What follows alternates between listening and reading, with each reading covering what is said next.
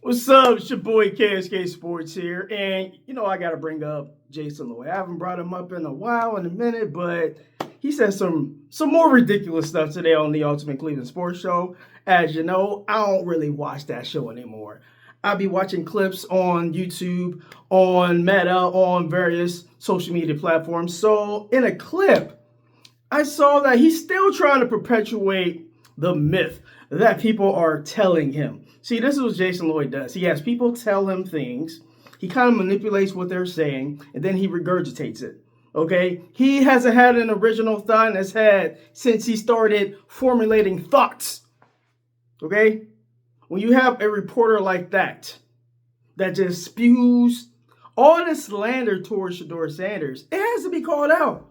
This guy talking about, Shedeur still can't read defenses. Shedeur can't flip the field. He don't even know what he's talking about. It sounds like when he talks, it just sounds like somebody told him like concepts of plans. If you know, you know. People just tell him concepts of plans and he fills in the rest of it. It's like, can't read defenses? What? If you can't read a defense, how you throwing for 364 in a game? I'm just saying, how you win your debut on the road in Las Vegas, a game your boy was at? Can't read defenses. Dillon Gabriel, he can't throw the ball past 30 yards. But you talking about, I don't hear him slandering Dillon Gabriel. What's up with that? What's the incessant need of slandering Shedeur? And at one point, people in media like Jason Lloyd was talking about, Dillon Gabriel is miles ahead of Shedeur Sanders. Man, we ain't heard Dillon Gabriel's name out of Jason Lloyd's mouth, out of Mary Kay Cabot's mouth, out of Tony Grossi's mouth, Zach Jackson, any of those clowns in Cleveland media. We have not heard the name Dillon Gabriel. All they like to talk about is negativity towards Shedeur, or anyone but Shedeur narrative, or we need to sign another quarterback. How's that going, Cleveland media? Y'all was talking about Malik Willis really coming to the Cleveland Browns. Okay? The first day of free agency, he signs with the Miami Dolphins. If y'all did a little research, the defensive coordinator for the Green Bay Packers when Malik Willis was there got the coaching job in Miami. If you just follow the tea leaves, you could have connected the dots instead of just saying, we'll just throw some darts at a board and, Malik Willis in Cleveland. That makes sense. That's what lazy journalism gets you. You just, he's available. I guess he's going to come to the Cleveland Browns. What? And y'all see how free agency is going, Jason Lloyd. You see how free agency is going. The Cleveland Browns, we already told y'all. All right? The ones that know, they know. We told y'all what the Cleveland Browns were going to do. They're going to build around Shedeur, Jason Lloyd. Say it a little bit louder so you can hear me. They're going to build around Shedeur. The first two moves that they have made in the offseason. Titus Howard, offensive lineman. Zion Johnson, a former LA Charger guard. So the first two signings by the Cleveland Browns, they're letting you know that they are all in on Shedeur Sanders. If they were trying to get a quarterback, they would try to get a quarterback right now in free agency. Okay? You try to get somebody right away. Atlanta made a move for Tua. Atlanta made a move for Tua. Miami made a move for Malik Willis. Pieces are moving, okay? If you're going to get a quarterback, you would have got him right now. You would have got him right now because all the teams that are in the market for quarterbacks, which the Cleveland Browns are not. They are not in the veteran quarterback market because they have Deshaun Watson on their roster. I'm trying to tell y'all what's going on with the Cleveland Browns. They're going to build around Shedeur. This is what I mean when I say Cleveland media is purposely obtuse and dense, talking about Malik Willis coming to Cleveland, Kyler Murray coming to Cleveland, Tua coming to Cleveland. What are y'all talking about? No. What have they done with their first two major moves in free agency? Offensive linemen, okay? Two offensive linemen to bolster their offensive linemen. So what they're telling you is they're building a wall in front of Shedeur. Okay, they're building a wall in front of Shedeur. Okay, I would not be surprised if they made another move for another offensive lineman. And this paves the way, in my opinion, for them to pick Cornell Tate at number 6. If you're going to keep getting offensive linemen through free agency, which is probably smart because they are proven. Okay, and instead of having somebody come in and somebody that's a rookie that's raw, having to build them up, you already have established pieces that are much better than what you had last year on the offensive line. Might I add you. So you do that, you build an offensive line, you get wide receivers in the draft because wide receiver is one of the easiest positions to plug and play. So Andrew Berry's being smart and judicious about what he's doing in free agency and what he's going to do in the upcoming draft in April. But that's not what Cleveland media wants you to say, wants you to hear. They want to perpetuate lies and myths about Shedeur Sanders because that's what's popular with the Browns media, okay?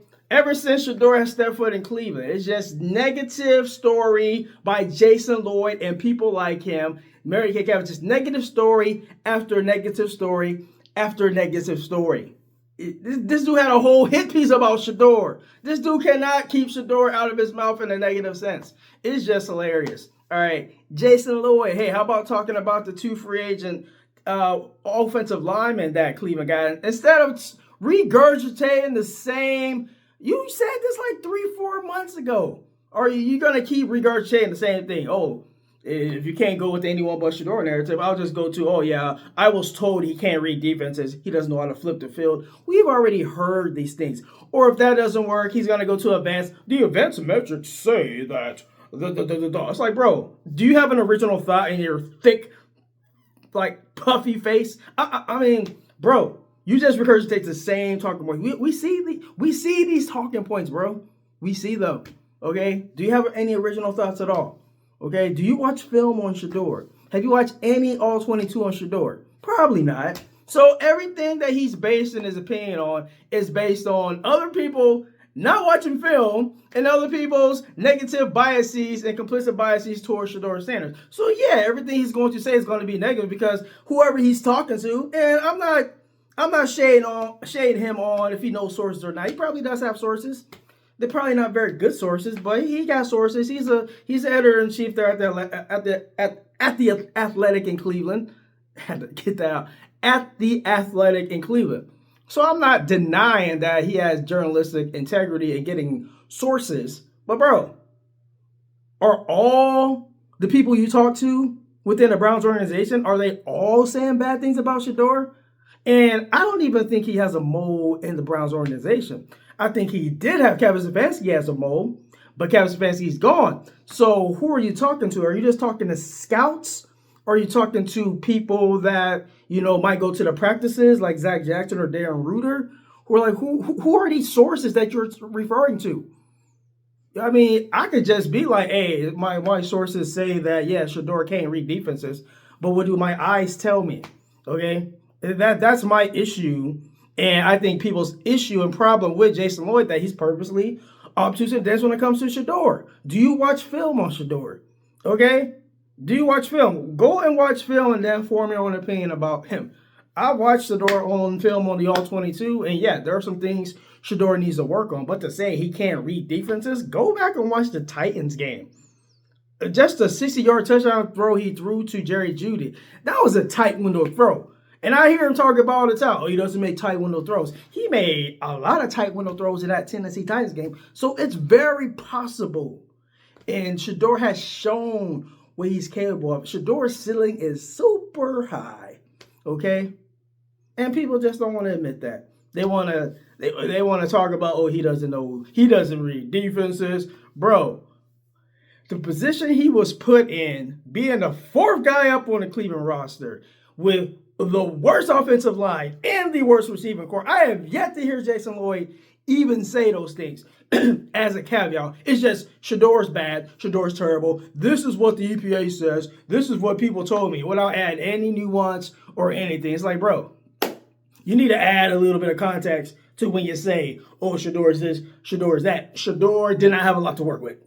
Dylan Gabriel had a much better offensive line and had much better options around him. He still had Quinshon Judkins. He still had a full healthy Harold Fannin. He still had a full healthy Njoku. Judkins, Fannin, and Njoku. By the end of the year, Shedeur did not have those guys available to him. So I'm just saying. Then he had a shell of what Jerry Jeudy used to be when he had a good year in 2024. Had a terrible year in 2025. I'm just saying, add a little context. Don't be purposely obtuse and dense. But come on, man. Come on, can't read defenses. I mean, come on, man. We're going to the whole intelligence shtick again. That's what we're doing. We're trying to act like black quarterbacks can't read defenses. Come on, get out of here, man. It sounds very bigoted. If I got to be honest with you, Jason Lloyd, it sounds very bigoted. Come on, bro. You're better than that, or maybe you're not better than that. All right, that's all I have on this one. Like the video, subscribe to the channel, comment on this video. Let me know what you think about it. Onward to 500 subs. Help KSK Sports get to 500 subs. I appreciate y'all. All right, man. Peace.